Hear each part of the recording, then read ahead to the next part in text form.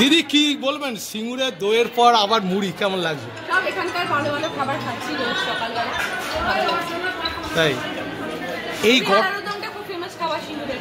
তাই মুড়ি তো এখানকার গ্রাম বাংলার মায়েরাই করে। আর তার সাথে আলুরদমটা দারুণ টেস্টি, দুটো মিলিয়ে খাওয়া হলে এসব তো খাওয়া হয় না কলকাতায়। হ্যাঁ একদম এখানকার আদি গ্রামে বসে একদম অরিজিনাল খাবার। দিদি এই গরমেও আপনাকে দেখতে দেখছি দূর থেকে মাঠ থেকে ছুটে আসছে মহিলারা, বৃদ্ধ বৃদ্ধারা হাট থেকে আসছে, কি বলবেন? খুশি, আমি ভীষণ আনন্দিত এবং আমি চিরকৃতজ্ঞ হুগলি জেলার সব মানুষের কাছে যে এত পাটফাটা গরমে এত কষ্টের মধ্যে তারা ঘন্টার পর ঘন্টা রাস্তায় দাঁড়িয়ে আছেন, তারপরে রাস্তা থেকে কাজ করতে করতে ছুটে ছুটে আসছেন দেখার জন্য। আর বলছি যে এই তো প্রচার করছেন, চারিদিকে আপনি ঘুরছেন, মানুষের জনসমর্থনও পাচ্ছেন, নির্বাচনে জয়লাভ করে এসে কি সিঙ্গুরের মাটিতেই কি মানে বার্তা দেবেন? দেখা যাক আগে জয়লাভটা করি, তারপরে তো আপনাদের সাথে কথা হবে, আপনারাও থাকবেন, আপনারা থাকবেন, মানুষও থাকবেন। দেখা মানুষের সমর্থন কেন পাচ্ছেন? ভালো পাচ্ছি, খুবই পজিটিভ ফিডব্যাক, সব মানুষের প্রচুর ভালোবাসা পাচ্ছি। মুড়িটা যে খেলেন এইটা কি মানে একটা ডায়েটের ব্যাপার, যেহেতু অসহ্য গরম?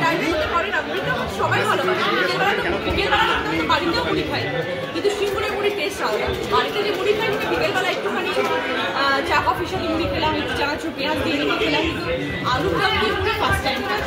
ব্রেকফাস্টে প্রথম মুড়ি, চলো আস্তে আস্তে।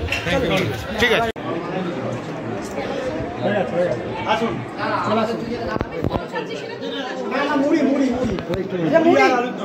হাতে খালি নেবে না,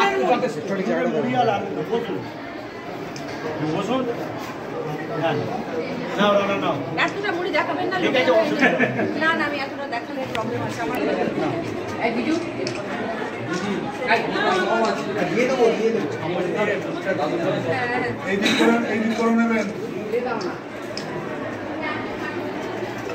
চন্দ্রমুখী আলু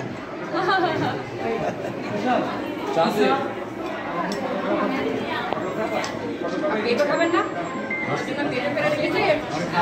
দিদি অমিত গাছের পেঁপে, গাছের পাকা পেঁপে আছে। ঠিক আছে সামনে কেটে দাও।